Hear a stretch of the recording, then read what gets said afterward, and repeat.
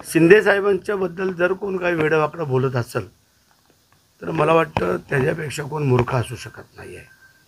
आज जर आपण पाहिलं 1 इंचही शिंदे साहेबांनी बाळासाहेब ठाकरेंचं नाव जर कुठं कमी करायचा प्रयत्न केला असेल, त्यांच्याकडनं जर कुठं झाला असेल, त्याने आम्हाला दाखवावा. आम्ही माफी मागतो 4 वेळेला. परंतु साहेबांचं नाव उंचवण्याचं काम, साहेबांच्या नावाने संघटना उंचीवरती नेण्याचं काम जर आत्ता जर कोण करत असेल तर ते एकनाथ शिंदे साहेब. आपण पाहिलं आहे, जर शिंदे साहेब जर चुकीचं काय करत असते तर एवढ्या मोठ्या प्रमाणात जे काही लोक या बाळासाहेबांच्या शिवसेनेमध्ये एकनाथ शिंदे साहेबांच्या माध्यमातून जे काही येत आहेत ते काय असेच येत आहेत का? आज तुमच्यात जर पंढरपूर सोलापूर हा जर भाग पाहिला तर तुम्ही पहिला मेत्रेंचा हे पाहिला असेल, त्याच्या अगोदर काही प्रवेश झाले हे तुम्ही सगळं पाहिलं असेल. जगतामचा झाला रात्री, अमर पाटील, हे सगळे जो काय प्रवेश झालेले आहेत ते त्यांना काय कळलं नाही म्हणून झाले. मला असं वाटतंय की ते हवालदिल झालेले आहेत उद्धव साहेब. कारण रोज जे काय आमच्याकडे प्रवेश होत आहेत त्यांच्याकडचे, त्याच्यामुळे ते हवालदिल झालेत आणि म्हणून कदाचित त्यांना असे शब्द सुचले असतील.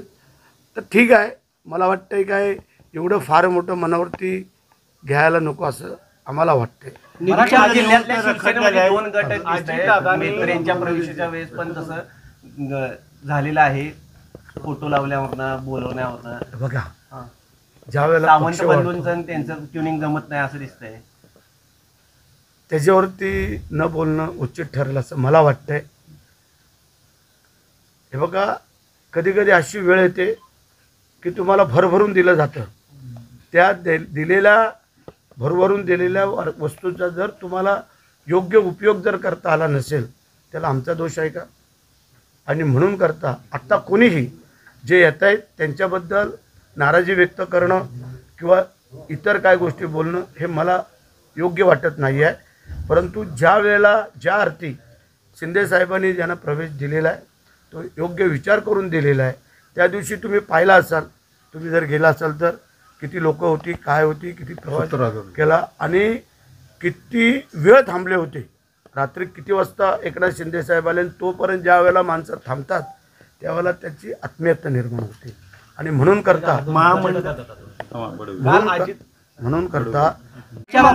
निधीच्या बाबतीमध्ये अजित पवार दुजाभाव करतात असं एक वारंवार सांगितलं. तुम्हाला वैयक्तिक काय अनुभव तसा आलाय का? नाही, काय झालं आहे, आम्ही ज्या दिवशी ही मिटिंग झाली त्या दिवशी आम्ही पुण्याला होतो, मुख्यमंत्री अजितदादाने आम्ही. त्यामुळे त्या मिटिंगमध्ये काय ठरलं हे मी पण त्यावेळेला ऐकायला नव्हतो. आणि ठीक आहे ना, काही लोकांच्या गोष्टी असू शकतात. परंतु लाडक्या बहिणींमुळे निधीची वाटप करणं थोडंसं मुश्किल झालेलं होतं. ते आत्ता ह्या अर्थसंकल्पे बजेट आपलं आत्ता जे अधिवेशन होईल, पावसाळी अधिवेशन, त्याच्यामध्ये आम्ही त्या तरतूद करणार आहोत. परंतु मागच्या वेळेला एवढा प्रचंड निधी देण्यात आलेला होता, त्याची अजून काय यांचे वर्क ऑर्डर होत नाही आहेत, त्यांची अजून कामं चालू झालेली नाही. परंतु कोणी जरी असेल त्या खुर्चीवरती ते कोणीही दुजाभाव करता कामा नये ही आमची विनंती. ओबीसीचा जो निधी आहे, ओबीसीचा प्रश्न अजूनही त्याचा अपुरी नेमका कशात आणलेला आहे? कशामुळे एवढा उशीर झालेला आहे की भोंगडा पडलेला आहे? काही कारणं होती ती हळूहळू सुटत चाललेली आहेत. आणि मला वाटतं ह्या आठवड्या 10 दिवसामध्ये तो निर्णय व्हावा अशी अपेक्षा आहे. आणि आता पांडुरंगाजवळ आलो आहे आम्ही, सगळे कार्यकर्ते पदाधिकारी आहेत, ते मन्नत मागतील काय आणि काय नाही ते. पण योग्य निर्णय होईल असं सगळ्या जनतेचं. सुनील तटकरे या वक्तव्यानंतर आज ठाण्यामध्ये बॅनर लागलाय की देवेंद्र फडणवीस माझे बाप नाहीत. बाप वर्ण परत एकदा राणेबंधू आक्रमक झाले, कोकणातलं राजकारण मुंबईत आले. काय मी ऐकलं परत नितेश राणेंनी जे वक्तव्य केलेलं होतं, निदेशक नितेश राणेचा बाप, या वक्तव्यावर जी चर्चा चालू होती, आज ठाण्यामध्ये बॅनर लागला की देवेंद्र फडणवीस माझा बाप नाही, असे आज ठाण्यात बॅनर लागले. पण त्याचं कोणी लावलेत काय? तुषार रसाळ म्हणून आहे, त्या शिवसैनिकांनी लावलेले. त्यांनी त्या दिवशी जे वक्तव्य केलं त्याला आम्ही विचारलं कालच्या कॅबिनेटच्या वेळेला, तेव्हा त्यांनी सांगितलं की वडले तिथे उभाटायचे काही लोक होते, त्यांना उद्देशून मी बोललो. बाकी असं त्यांनी आम्हाला काल स्पष्ट केलं. कॅबिनेटच्या मीटिंगमध्ये आमचे गुलाबराव, दादा भुसे आम्ही सर्वच होतो. तेव्हा त्याला विचारलं, काय रे तू असं कसं बोलला, तेव्हा त्यांनी तो खुलासा केला. सुनील तटकरे नेहमी चीट करत पदे घेतली जातात असं देखील आपल्या बाजूचे आमदार महेंद्र दळवी यांनी केलं आहे. आणि जोपर्यंत पालकमंत्री पदाचा वाद सुटत नाही तोपर्यंत आम्ही येणाऱ्या आगामी निवडणुका देखील सोबळा लावण्याचं देखील त्यांनी सांगितलं गेलं. वस्तुस्थिती पण अशी आहे की ज्या वेळेला त्यांना निवडून देण्याचं काम दळवे असतील, रविशेठ पाटील असेल, मी असेल, योगेश कदम असेल, आपले शिवसैनिक असतील, त्यांनी प्रामाणिकपणे केलं. म्हणजे अगदी गुहागरपर्यंत. कारण जी मतं मिळाली ती काय सगळी त्यांच्या पक्षाची नव्हतीच ना. त्यामध्ये आमच्या पक्षाची होती, BJPची होती, अन्य काही आमच्या लोकांची होती. आणि त्या मतावरती महाराष्ट्रामध्ये एकच सीट आली.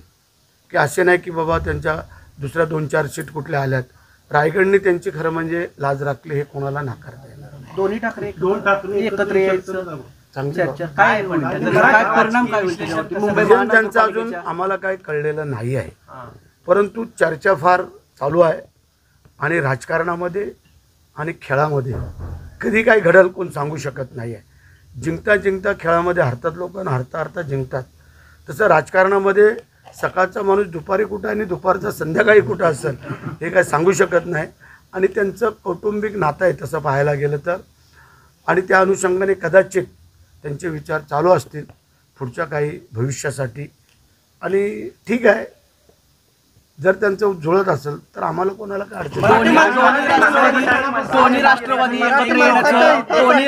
एकत्र येण्याचा सध्या सुरू आहे.